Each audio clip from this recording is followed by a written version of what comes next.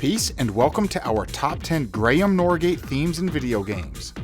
Our guidelines today include a 1 per game rule. We want to explore the entire catalog and not just 007 and Timesplitters. And of course, it must be a track by Mr. Norgate. So with no further delay, let's get this started.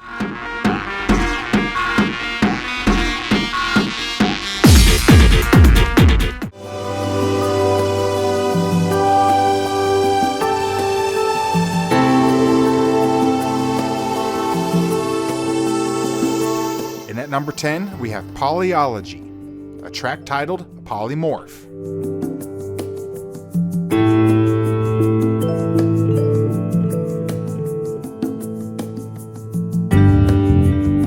Our first dub was released on Steam in 2016.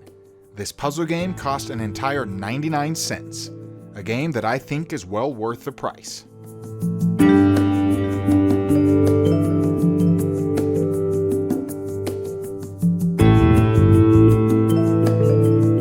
Back soundtrack with the relaxing feel, but don't take my word for it, those are the words of Mr. Norgate.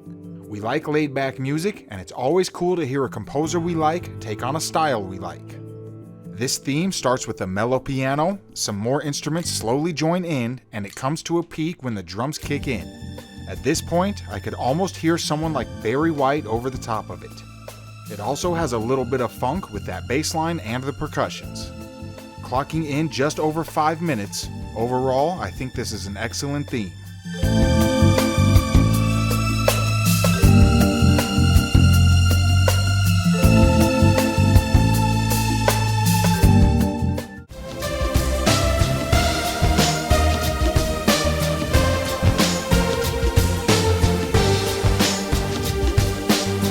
Number 9, Twist Pilot, Fill in Space.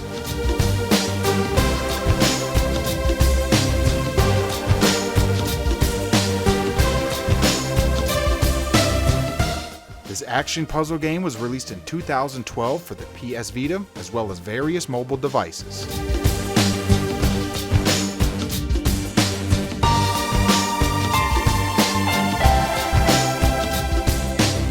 The interesting part about this soundtrack is almost every track is a different genre. You have P-Funk, you have country, and you also have many others. You could just pick your favorite genre and roll with that. But that's too easy. We're going with what we feel is our favorite theme overall, and that just happens to be Fill in Space. I get an 80s feel from it, maybe something like Duran Duran because it has that electronic synth feel. But a lot of those 80s songs were synth heavy. I will also add it was a close call between this and Air Commodore Phil. That one has a retro feel that I really enjoy. It reminds me of the Commodore 64 sound. But we asked Mr. Norgate about it, and he stated it's not from a Commodore, and if he remembers correctly, it was from a Quadra-SID VST.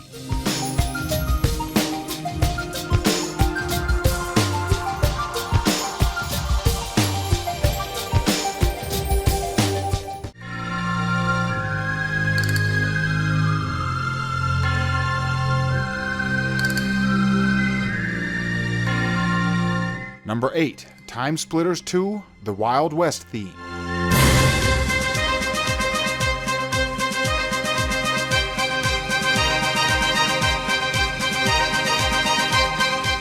A theme that may take inspiration from some older Western movies, but it does have a melody of its own.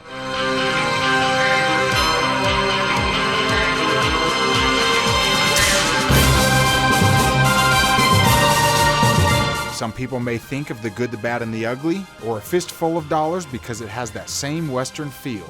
I really like the addition of the church bells, it almost gives it a high noon type of feel. Something bad has happened, or something bad is about to happen. If Ennio Morricone composed a theme for a Wild West stage in a game, I think it would sound quite similar to this.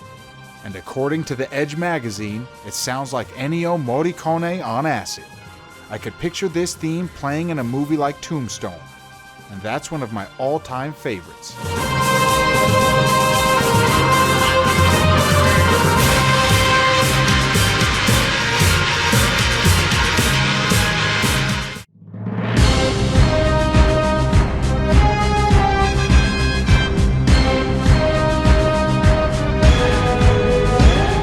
Lucky number 7 is from Jet Force Gemini, the character select theme.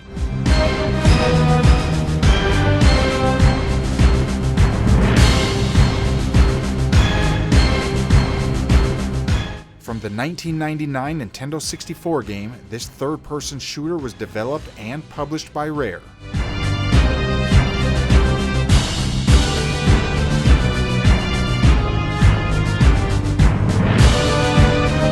Word on the street is that some of the higher-ups at Rare thought Mr. Norgate could only do dark music. I gotta say, we're basically just getting started with this top 10, and I think that has already been debunked. While I think he does dark very well, I do not think that's all he can do.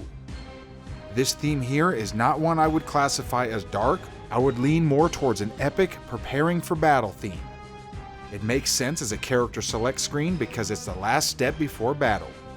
I could see this in a game like Final Fantasy or any other number of games. You can include almost any fighting game. Imagine this in Soul Calibur, or better yet, how about Dissidia?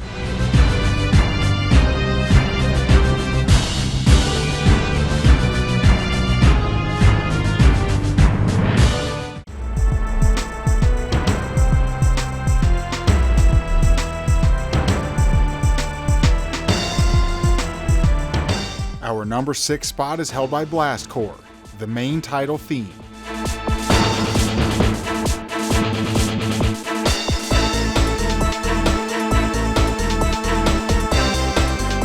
From the 1997 Nintendo 64 game, developed by Rare and published by Nintendo, this action puzzle game was well received, with review scores well above average.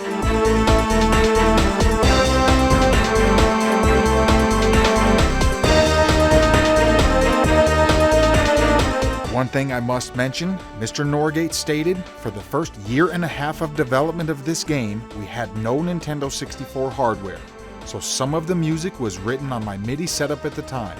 I had no idea what the N64 was capable of, and had to just hope that I'd be able to recreate these tunes once the equipment finally arrived. This could be a little risky, as sometimes it may not translate well, but I think most of the time this should be okay. You can always tweak the tunes or change them just a little bit to help out. It's also a good way to get ahead of schedule and get some work done.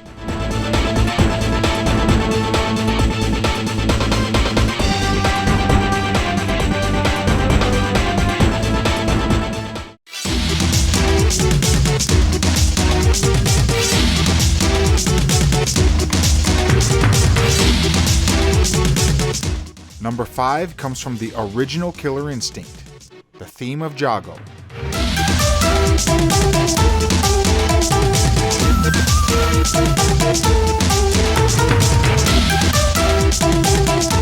Coming from the arcade game that was released in 1994, as well as the Super Nintendo and Game Boy in 1995. The soundtrack was composed by Robin Beanland, as well as Graeme Norgate.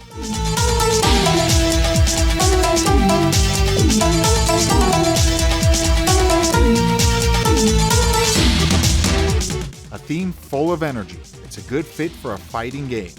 I like the Asian feel it has with the string instrument as well as the flute. I also like the bass line and the rest of the instruments that join in throughout the track. I could see this in a cyberpunk ninja game. Tenchu mixed with a futuristic Tokyo.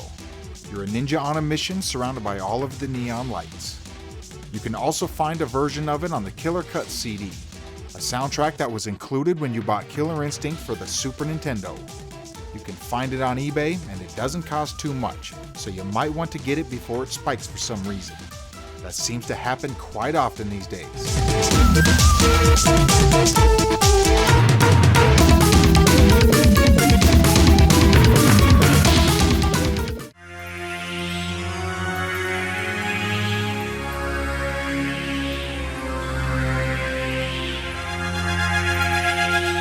Unlucky number 4 is from the first Timesplitters, a theme titled Spaceways.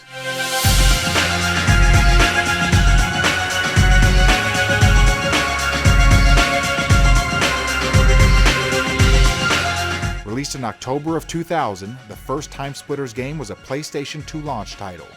And unlike the other Timesplitters games, this one only appeared on the PlayStation 2.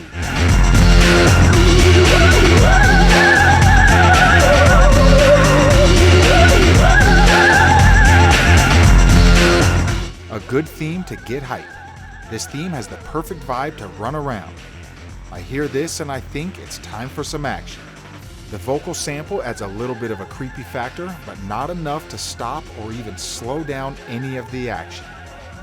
It's a fast-paced theme that starts out a little bit slow, but then almost instantly picks up the pace. When I hear this theme, I almost picture The Matrix. I think this theme would be a good one to play during some fight scenes or some action scenes. It has that same electronic but yet grimy feel that I associate with The Matrix.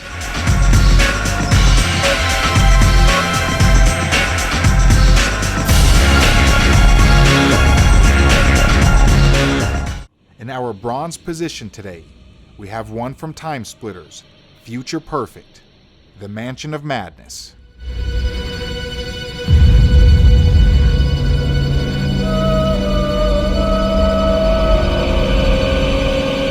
This 2005 game can be found on the GameCube, PlayStation 2, and the original Xbox. Published by EA Games back when they still seemed to care.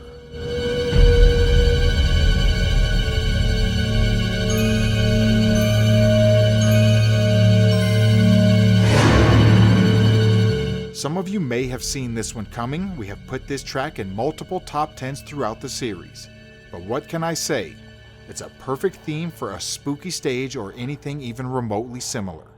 It's a good Halloween type of theme, and I pretty much like everything about it.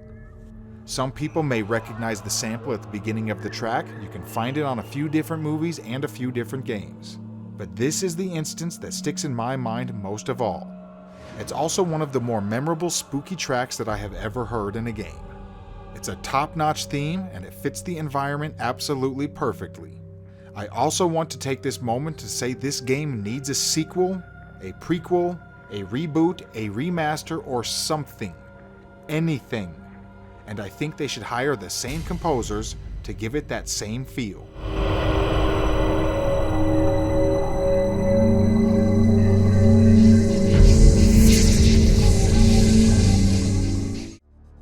Our silver position today is held by the Nintendo 64 game, Perfect Dark, a theme titled Datadyne Central Defection.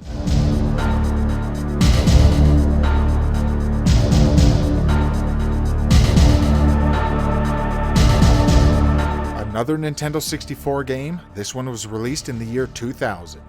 An overall excellent soundtrack. The Nintendo 64 sound chip can produce some really good tunes, especially when you mix in a sample or two to really polish it off.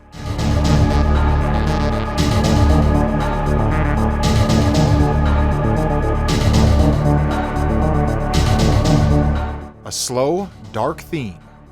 I like the instrument selection on this one, from the drums and percussions to the synths. It's an excellent blend. I also like the way this theme fits with the mission. It has the right feel to make me want to snoop around, almost like some cyberpunk James Bond type stuff. The game Perfect Dark, I believe, is an underrated hidden gem. Everyone wants to speak about 007, and with good reason, but this one is also a good game. It really shows off what the Nintendo 64 is capable of. We asked Mr. Norgate what his favorite retro console to compose for was, and he stated, "I loved working on the Game Boy, but don't feel I had the chance to get the most out of it. Otherwise, it's got to be the Nintendo 64 if that counts as retro."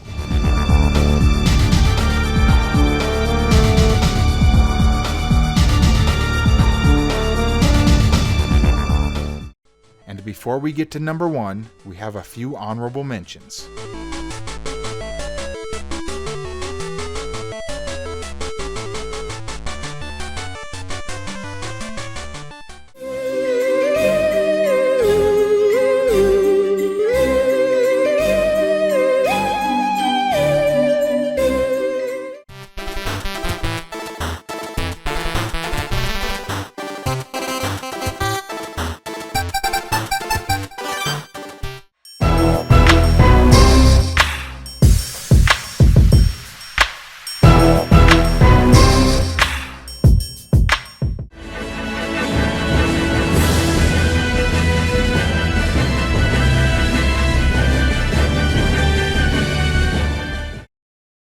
our gold position today, we have one that you could probably see coming.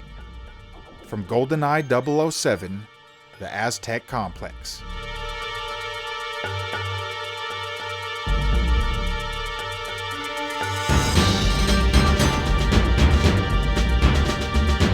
The 1997 Nintendo 64 game that really needs no introduction. It's one of the best-selling games on the console, only trailing Mario 64 and Mario Kart 64.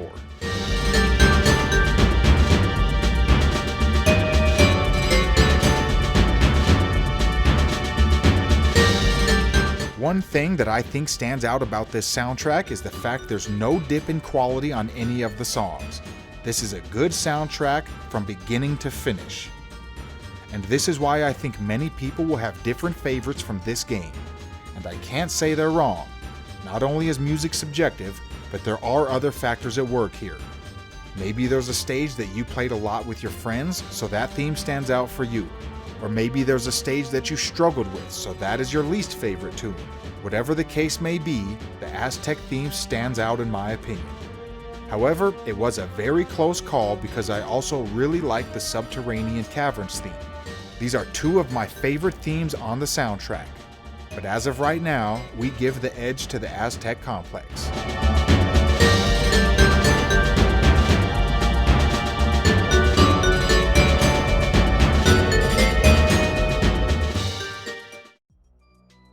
I know I have used the word underrated before, but I do believe Mr. Norgate is one of the more underrated video game composers. He has many good themes on many different games, although Goldeneye stands out above the rest for most people. Our next top 10 will be our top 10 favorite themes by Robin Beanland, a composer that worked at Rare with Graeme Norgate, Grant Kirkhope, and David Wise. Last but not least, huge shout out to gold level patrons Bearsona and Quantum X. I am ICC. Thanks for watching. Peace.